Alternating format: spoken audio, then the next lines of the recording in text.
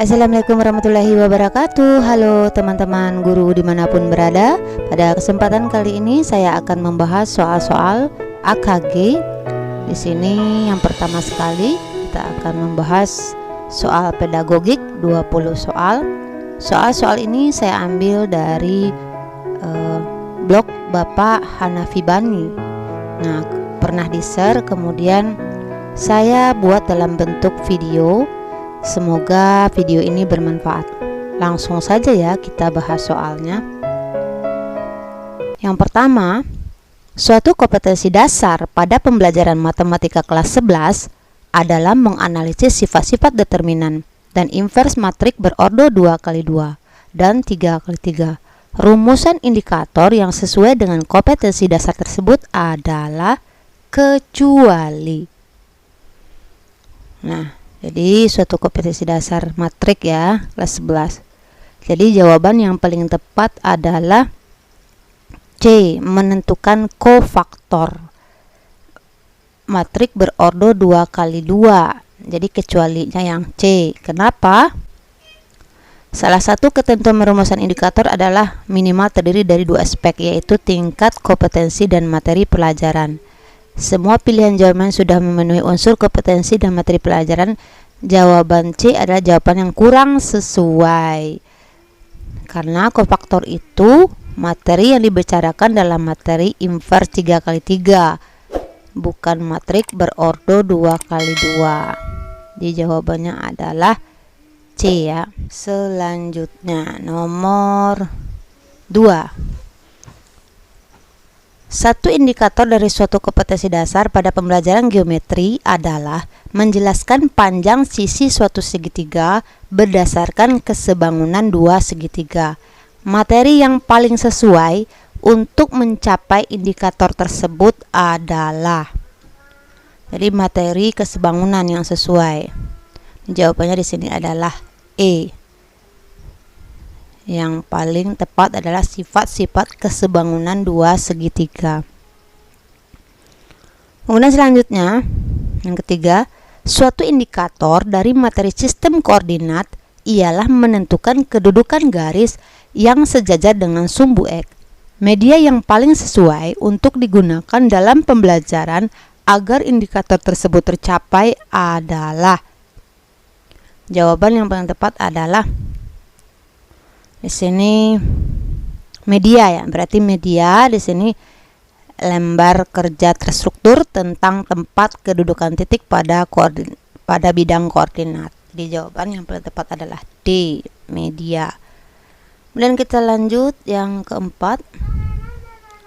Diketahui satu indikator menghitung panjang garis singgung persekutuan luar dua lingkaran. Soal berikut yang paling tepat untuk mengukur capaian indikator tersebut ialah. Oke, kalau yang A luas lingkaran, yang B panjang AB, berarti jarak pusat, panjang tali yang melilit roda tersebut. Jadi garis singgung persekutuan luar. C kayaknya ya, coba kita lihat.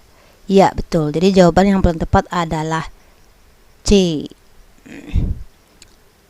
Ya teman-teman ya, jawabannya C, nomor 4.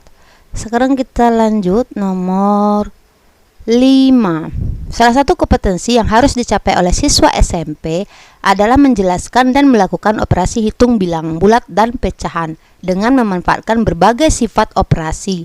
Tujuan yang paling tepat dirumuskan adalah,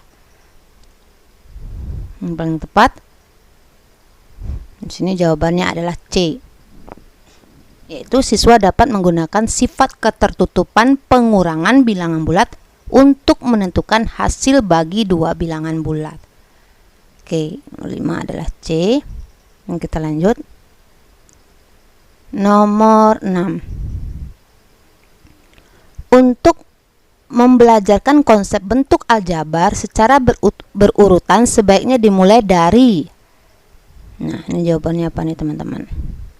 Aljabar dimulai dari, jawabannya C, menginterpretasikan kalimat sehari-hari ke dalam bentuk matematika, mencontohkan kemudian mendefinisikan kemudian menentukan ciri, kemudian mengklasifikasikan, dan terakhir menyelesaikan permasalahan. Nomor 7, pada materi bunga, pertumbuhan dan peluruhan terdapat urutan materi, ialah X bunga tunggal, Y pertumbuhan, dan Z adalah peluruhan. Pengganti X, Y, dan Z berturut-turut untuk melengkapi urutan materi tersebut ialah, jawabannya adalah A. X-nya definisi bunga, Y-nya adalah bunga majemuk, dan Z adalah peluruhan. Oke, kita lanjut. Nomor 8.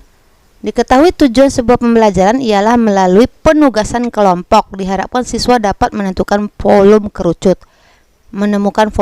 Media pembelajaran yang tepat untuk digunakan dalam pembelajaran tersebut ialah, paling tepat adalah D. Alat peraga berbentuk kerucut, tabung, dan pasir.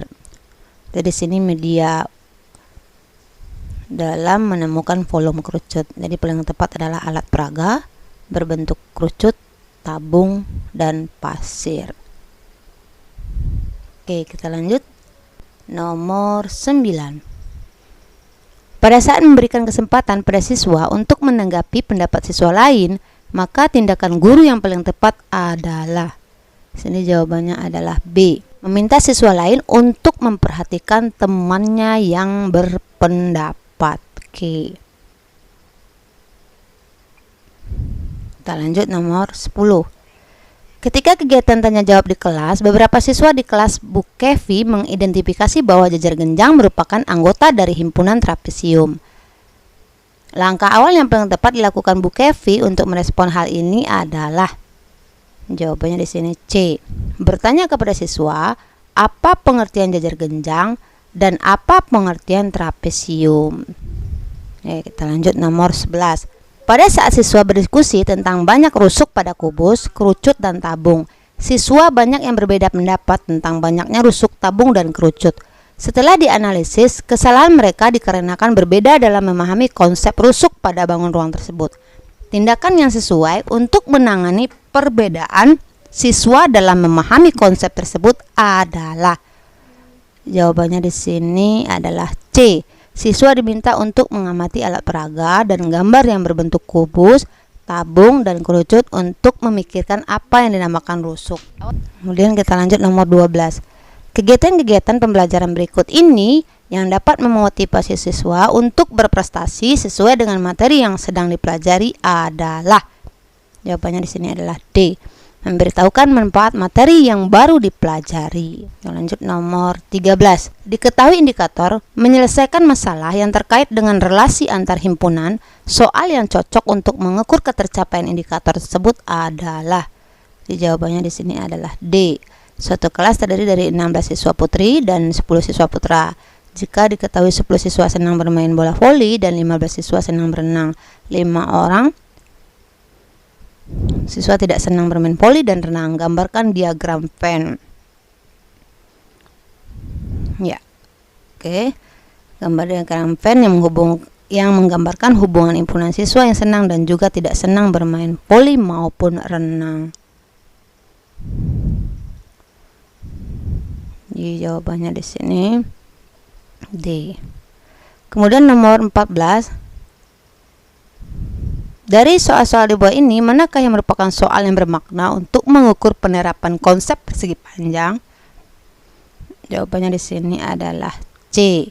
Dari contoh-contoh bangun datar berikut, manakah yang merupakan persegi panjang? Berikan alasan secukupnya. Dan kita lanjut nomor 15. Dalam sebuah pelajaran tentang bentuk aljabar, 2A ditambah 3B diilustrasikan oleh siswa sebagai jumlah 2 buah apel dan 3 buah jeruk. Siswa lain mengilustrasikan jumlah dari 2 kardus besar dan 3 kardus kotak kecil. Tindakan yang tepat yang dapat dilakukan oleh guru untuk menangani perbedaan pendapat siswa adalah, jawabannya di sini adalah B. Meminta siswa untuk melihat kembali tentang definisi variabel. Kita lanjut nomor 16. Diketahui barisan setengah, seperempat, sepelapan, tentukan suku ke-8 barisan tersebut. Dari pilihan jawaban berikut yang merupakan pengecoh yang kurang tepat adalah, jawabannya adalah E. Kurang tepat ya. 17 diketahui bahwa pada suatu segitiga sisiku, kuadrat sisi miring sama dengan jumlah kuadrat sisi-sisi yang lain dalam segitiga tersebut. Soal yang paling cocok untuk mengukur penguasaan konsep tersebut adalah, jawabannya adalah C. Satu segitiga ABC mempunyai sisi A 2 cm, B 3 cm, dan C 25 cm. Apakah C merupakan sisi miring segitiga tersebut?